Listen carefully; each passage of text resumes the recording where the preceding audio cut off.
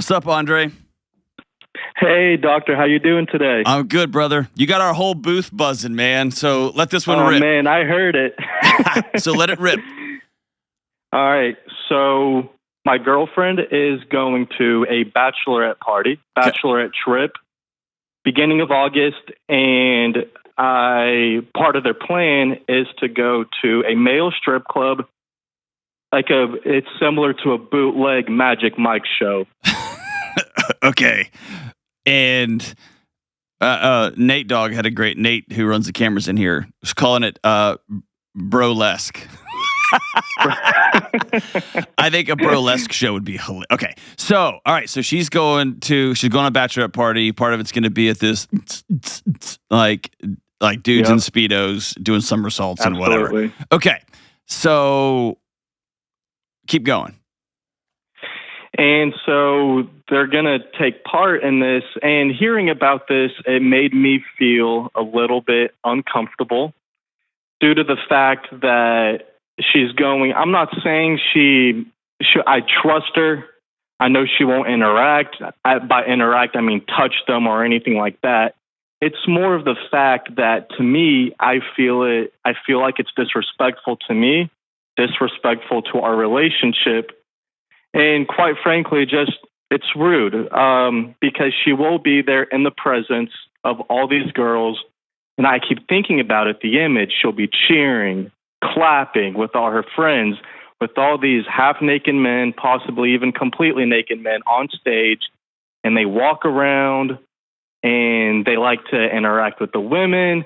And just her being partaking and part of that makes me feel it makes me feel uneasy and uncomfortable. Okay. And so how did your conversation with her go? So as soon as I found out, I will admit it, I went about it a little bit the wrong way. I attacked her a little bit, as in the sense she never even had the chance to tell me and talk to me about it. I just because she didn't know what it was either. But I pulled it up on my phone and I just said, so this is what you're going to? And the conversation didn't really go anywhere. She was just like, you can trust me. And I'm like, okay. It was late at night and I just wanted to have the conversation over with. But I would definitely like to revisit and have a calm, now that I've been able to gather my thoughts a little bit. Does that make sense? Yeah, and have totally. a real mature conversation about it. And I'll high five you. Good for you for bailing on that initial conversation. It's important that when we start to know, like, hey, I'm not gonna be good at this. Let's pause this conversation. Let's pick it back up.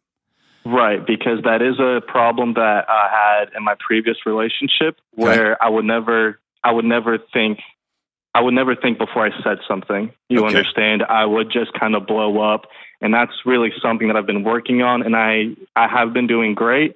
And when I do get to that point, I know to shut up and I gather my thoughts and bring it on later down the road. Excellent. Okay. So here's kind of the discussion we were having. And if it's okay with you, Kelly can pop in here. But I absolutely. Well, let me do this. I'm gonna reverse this thing. Let's go backwards. Here's the heartbeat of this call. There is something in your relationship that's making you feel uncomfortable and disrespected. And there is something that your partner's about to do that you can see coming that is going to make you feel small. That's probably the worst words I could have used right there. That's going to make you feel less than. God, dude, wrong words again. It's going to make you, it's just making you feel disrespected. Like, why is it entertaining to go see this kind of stuff? Right? Absolutely. I don't get it. Or go be well, I mean, these are super hot, great dancer guys. Like, I get it. But I get how can you say that you're into me, into our relationship, and fill in the blank? But let's take that completely off the table, because that can be, like I said, it caused a half-hour discussion just with our team. Right. Let's take it to, I don't know. I'm going to make something up so absurd just to be silly, okay? Let's say that she mows the lawn in her bathing suit. And you see all the guys in the neighborhood stopping to gawk while she mows. And Right. you say, hey, man, it's just like, you need to know how people are looking at you, and it makes me feel uncomfortable. Her response to that is she's allowed to have whatever response she wants, but it will impact your relationship, as will you speaking up like, hey, I'm uncomfortable with this. And so the bigger relational conversation is, how do y'all say what you need? How do you say, hey, I feel disrespected? Or, hey, this makes me feel less than, or makes me feel unloved. And then the other person says, okay, I honor that. Or, that's not my intentions. Let's talk through it. And that, to me, is the bigger issue here. Okay. So something about that initial conversation is didn't go well. And I don't think you'd be calling me if you thought a calmer version of Andre, like sitting down and having the conversation, it was going to go well. Right. Right. So talk me through what you think it would be like if you sat down and said, hey, this makes me feel like disrespected. The thought of you in this room with all that sexual energy, with all those mostly naked people dancing around, people screaming, all the suggestive stuff, all the dry humping on stage, all that stuff like the thought of you being there and all that, it grosses me out. Yep.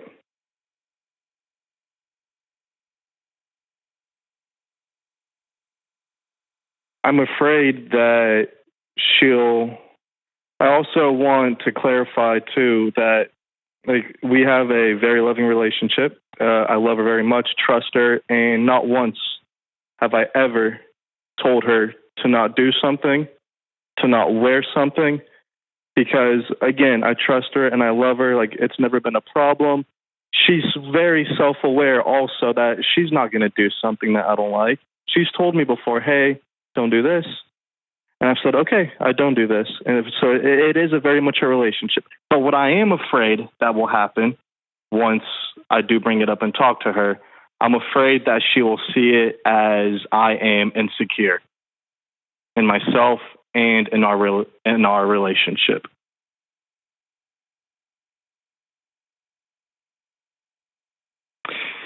She said in that first initial conversation where we were just kind of blowing up on each other, because I told her if roles were reversed, I would not go because I wouldn't want to be in an environment like that. And I also know how that would make you feel.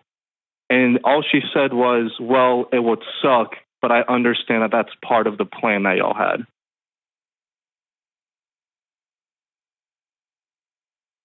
That's what she said, that it would suck if I were to go, but it'd be a part of the plan. So she would have to be okay with it.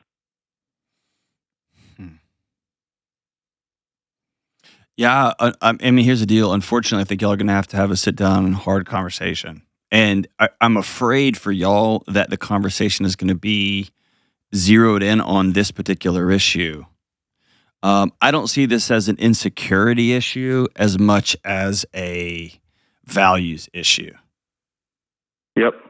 You know what I mean? And so, as I've always said on the show, everybody is entitled to whatever values they want. Anchor them into concrete. That's how you operate through the world. But everybody's values come up against, at some point, people who either aren't in alignment with those values or have complete disregard for those values. And those are relationship enders. And so my concern for you guys, if y'all don't walk through this carefully, is this is going to be one of y'all caving in over going to like a event. It is not about that, because this same thing will come up when you get married and you have 2 kids. And you don't want your 12-year-old daughter going out on a date with her 6th grade friends. And your wife's like, oh, it's no big deal. And then it's going to be, oh, you're just insecure. Right? It's going to be about values versus, okay, if something means a lot to you, I am going to take a step out because going to a Magic Mike show just isn't worth it with me and my friends. Or you saying, I don't like that environment, but I also trust you, and it's just going to be hilarious, and go do whatever you're going to do. But you get where it's the values issue beneath this? Yep. I do. Is the value important enough for you to potentially come to terms with this relationship might not make it? I'd really love for this relationship to work out, and this is really the first speed bump that I've been hitting with it. So I want you to realize how it's not a speed bump. This is actually a big moment. And so when you sit down with her, this is not about going to a little, like one of these, whatever you even call them, burlesque shows. Mm-hmm. Right. And I even, like we were discussing, for whatever reason, and I know this is wrong. I know I'm wrong in this. I'm totally wrong. But there's such a double standard in my head. You know what I mean? Is there? Well, in my head, not in reality. Like, I don't go to strip clubs. I just don't. And when my buddies have had bachelor parties in the past, whatever, I just don't go. And they know that about me. And that's all. It's fine. It's not a judgment call. I don't want to be in that environment. I don't go.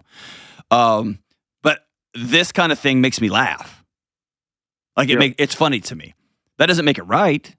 But for whatever, it's a double standard. For whatever reason, there are different things in my head. Okay? Right. They're not, though. Like some of the team was like, no, they're the exact same thing. They're the exact same thing. It's so, like, I need you to know it's not about the actual thing. This is you sitting down saying, I am struggling with a particular value. And I'm asking, will you respect this value with me? And she has the right and the opportunity to say, absolutely not. Or, I get it and I see it. And by the way, she gets to be sad. She gets to be frustrated. She gets to be annoyed. Those are all real emotions and real feelings on the back end of not being able to go if she chose to not go. Yep. Like, you can't ask her to be excited about it, but you can also honor the fact, right? And vice versa. So here's what I think has gotten you in trouble in the past, because I've heard it a little bit on this call, and here's what I want to caution you about. The conversation that y'all are going to have about values, I want you to only use the words I. The word I, never you. Okay. I don't want you going to this thing. You don't need to be around this stuff. That is a declaration of war. That's the sound of an insecure person. Okay. The sound of a completely grounded, value-based, powerful person is I. I am uncomfortable. I feel less than. I have a picture of our relationship when it comes to sexual energy to being just us. Not something that you share with 500 strangers and a bunch of dudes like wally wanking around. Right. I don't even know what they do in those things. And I don't even know what a wally wank is. They just sounded like what happens in there. I don't know, dude. Right. I don't know.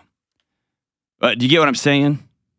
Yes, I do. And the more you own how you feel, the more you own what this means to you, the more vulnerable and exposed you are, because she can look at you and say, I don't care. Right. And that's hard to hear, I know. Okay, go ahead, brother. I cut you off. No worries. And I'm not sure if what I'm about to say makes me look a little bit.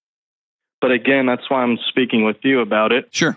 So, in a completely unbiased opinion. Open up and say it. Yeah, go for it. Yeah.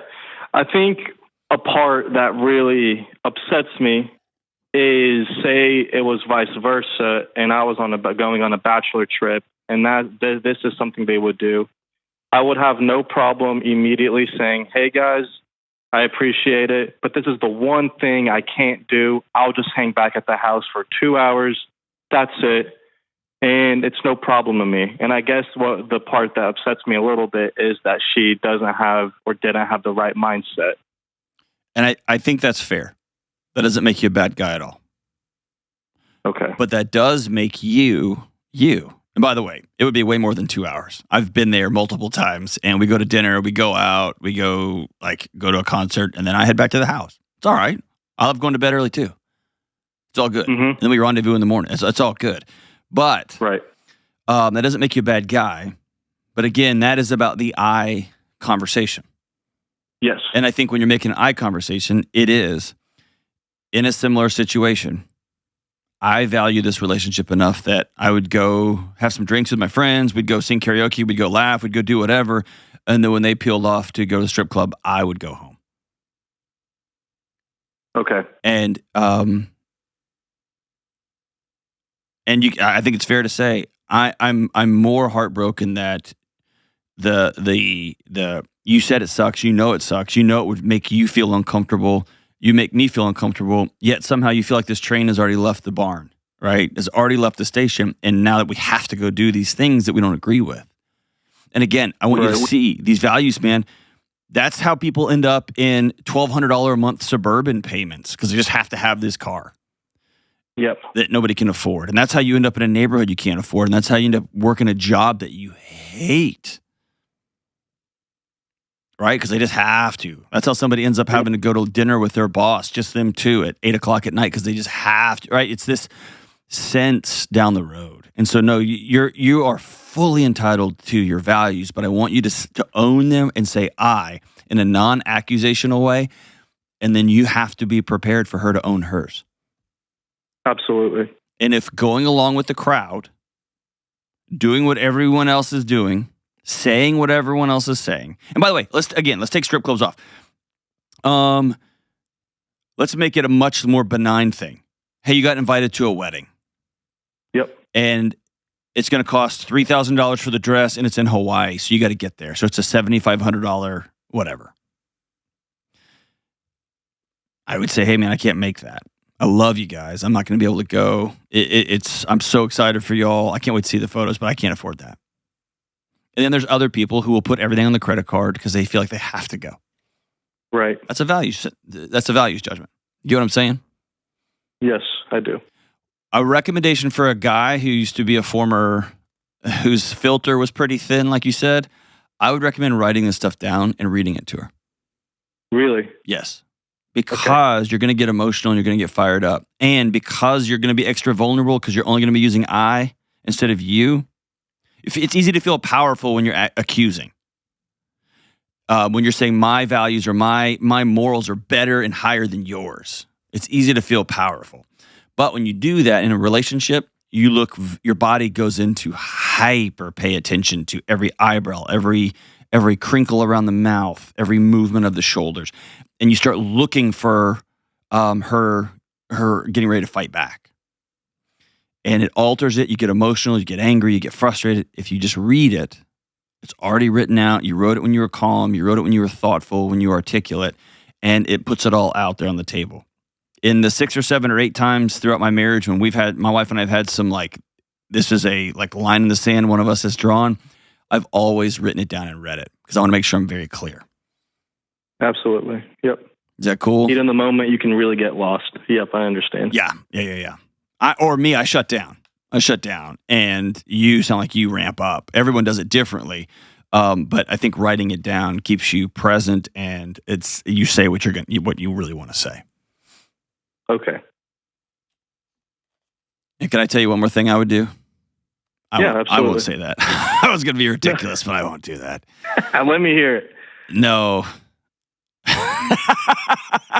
I just think if at the end of this conversation, if you have a Speedo and some oil in a little box and you slid it across the table, I'm just kidding. No, don't do that. Oh my God. Don't do that. Don't do that. Hey, so I wish you the best. Holler back at us and let us know how it goes, okay? And by the way, you're not the only one wrestling with this. I know this conversation happens all over the planet. That's why we took this call. And I know just from the discussion we had here, how some people think it's silly and some people think it's a huge deal and some people think it's this big intimate thing and some people have no I think you have to be honest about your values. And as you're dating somebody and you work towards getting married, you have to understand our values or my values and your values are becoming our values. Whew. And there are some hard moments where couples have to say, okay, we're going to part ways. And I hope that doesn't happen here. Hope that doesn't happen here, man. Thank you so much for the call, Andre. I wish you guys the best.